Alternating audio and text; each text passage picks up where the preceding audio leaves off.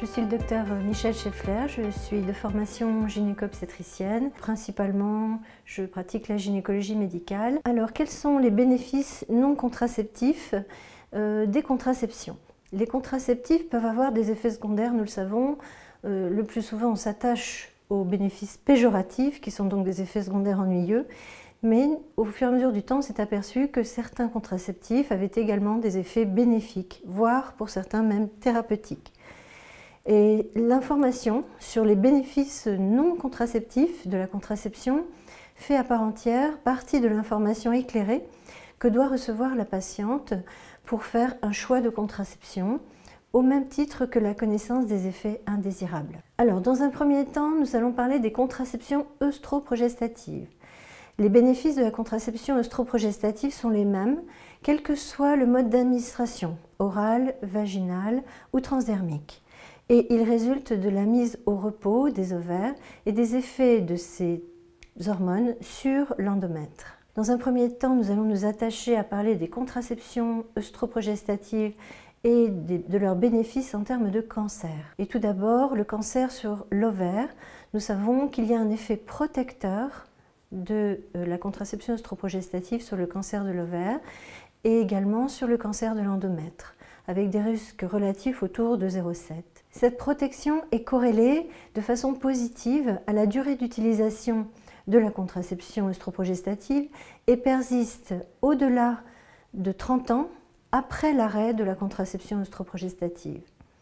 On observe également un effet protecteur vis-à-vis du cancer du côlon avec les œstroprogestatifs et également avec un risque relatif tout à fait intéressant à 0,8.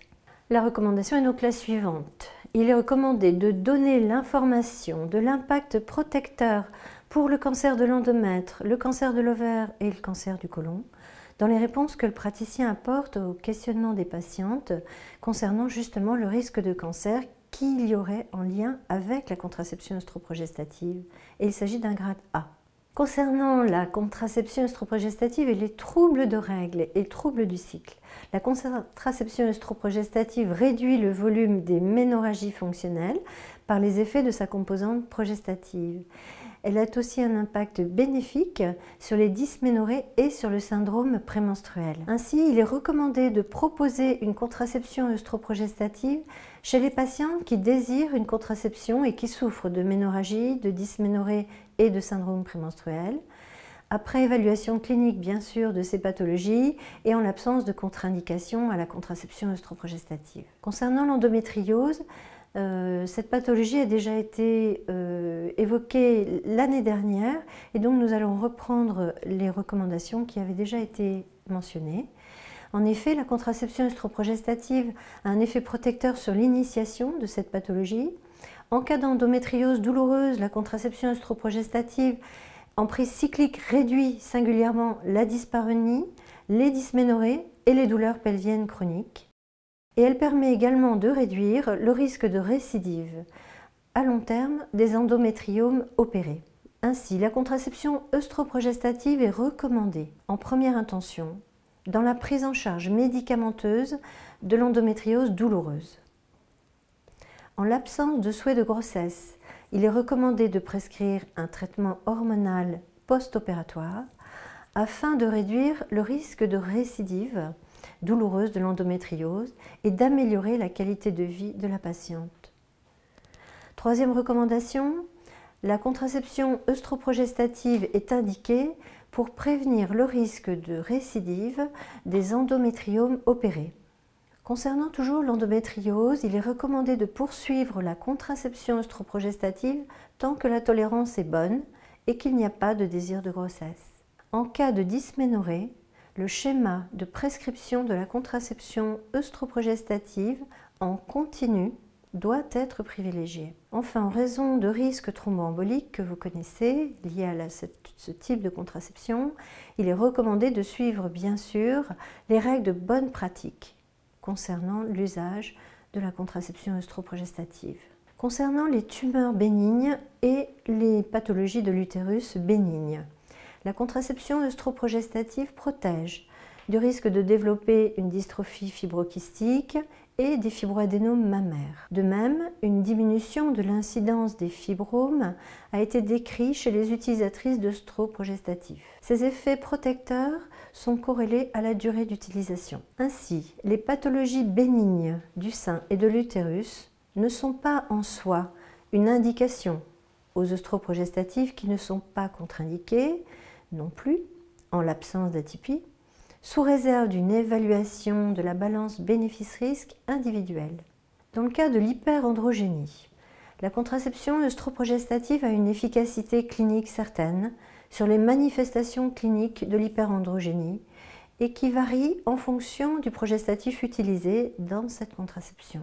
La contraception œstroprogestative n'est pas recommandée en première intention dans l'objectif de traiter l'acné. Cette recommandation est la même, elle avait déjà été publiée par la Société française de dermatologie. Nous abordons maintenant les contraceptions progestatives pures. Il nous faut les définir car en fait, dans ce chapitre, ne sont pas concernés les macroprogestatifs qui n'ont pas l'AMM pour la contraception. Ces contraceptifs progestatifs purs sont l'implant à l'étonogestrel, sont les micropilules au lévonorgestrel et au désogestrel, ainsi que l'acétate de médroxyprogestérone, qui est une contraception injectable. Malgré des recherches actives, très peu d'études ont été vraiment retrouvées concernant justement ces contraceptifs progestatifs purs, et toutes ces études ont malheureusement un niveau faible.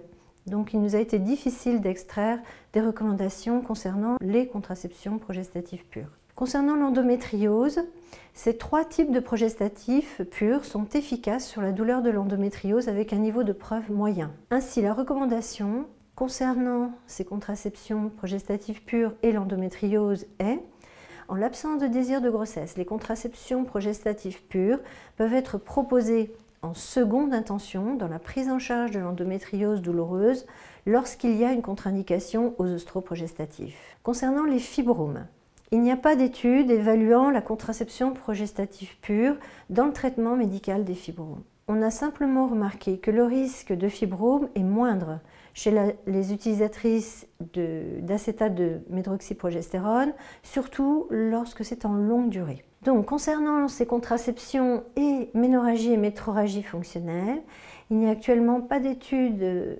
concernant les implants et les progestatifs par voie orale.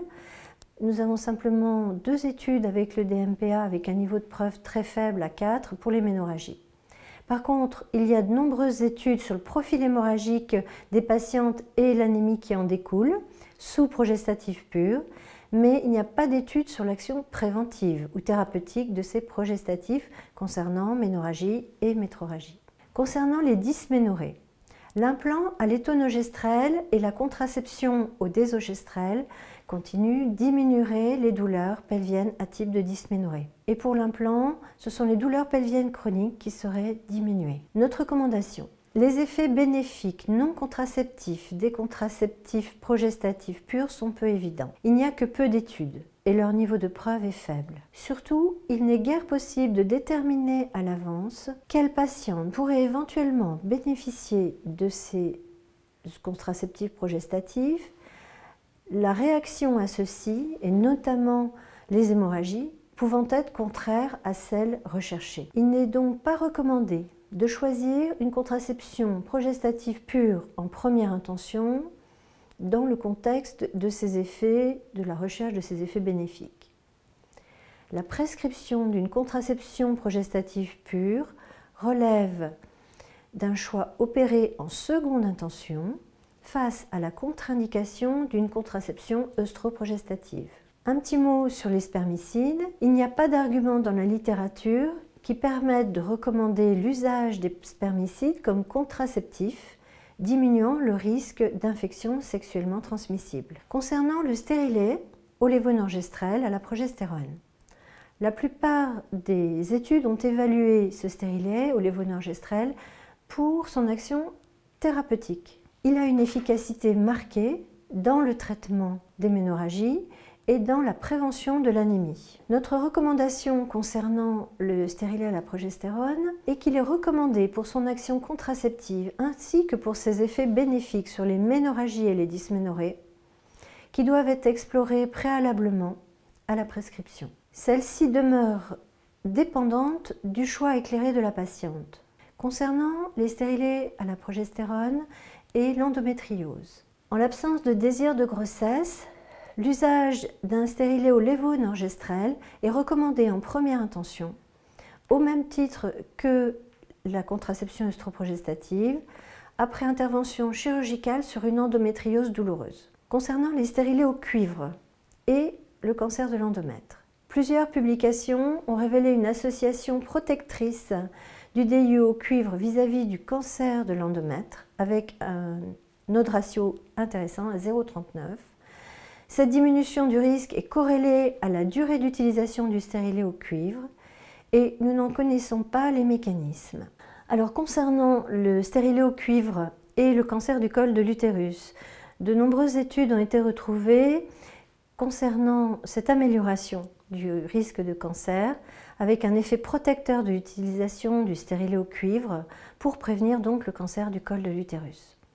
Les mécanismes évoqués de protection seraient d'interférer par ce stérilet sur l'histoire naturelle du cancer du col en inhibant le développement des lésions précancéreuses en lien avec le papillomavirus ou en améliorant la clearance de ce virus. La recommandation est l'action protectrice des stérilets au cuivre vis-à-vis des cancers de l'endomètre et du col de l'utérus est démontrée dans la littérature avec un niveau de preuve 1. Cette action n'est cependant pas suffisante pour qu'une recommandation d'usage puisse en résulter. Il s'agit d'un accord d'experts. Enfin, je termine par les préservatifs. Seuls les préservatifs féminins et masculins sont protecteurs des IST. Je vous remercie.